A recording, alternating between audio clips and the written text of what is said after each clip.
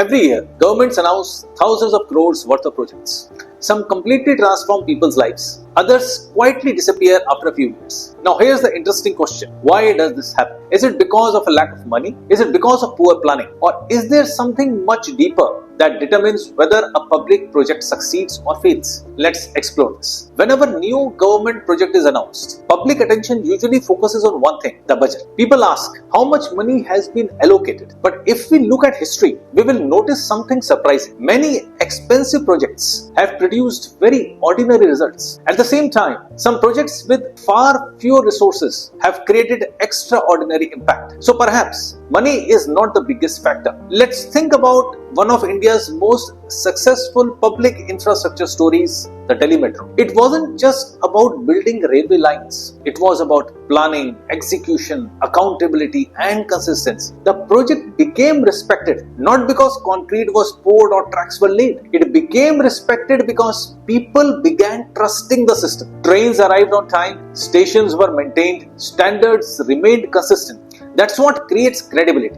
Now compare this with projects that struggle. Very often the problem isn't the idea. The problem lies somewhere between planning and implementation. A policy can look excellent on paper, but every policy eventually meets reality. Reality includes people. Reality includes coordination. Reality includes deadlines. Reality includes unexpected challenges. And that's where leadership becomes important. There is a lesson here that goes beyond public administration. Think about your goals. How many times have we made detailed plans only to leave them unfinished? Usually the problem isn't that the goal was wrong. The problem is that consistency disappeared after the initial excitement. Exactly the same thing happens with organizations. A strong beginning doesn't guarantee a strong finish. Execution does. Another interesting observation is this. Successful projects usually have one common feature. Different teams work towards one shared objective. Engineering, finance, administration, technology, and field staff all move in the same direction. When coordination breaks down, even a good project starts slowing down. This reminds us that leadership isn't about doing everything yourself. Leadership is about ensuring that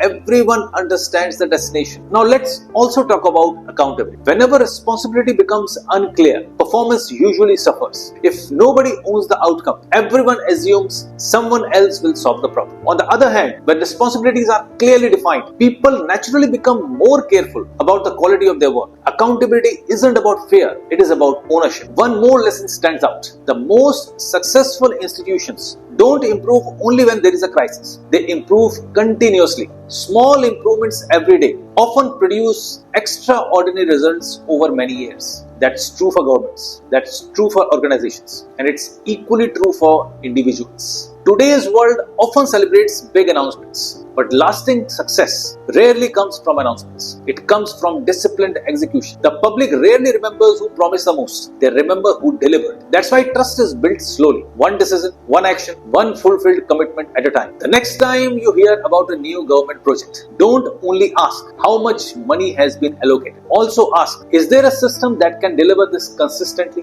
Because in the long run, great institutions are not built by ambitious announcements. They are built by disciplined execution. And perhaps that's one of the most important lessons for anyone who wishes to serve, lead, or build something that truly lasts. So take care and all the best.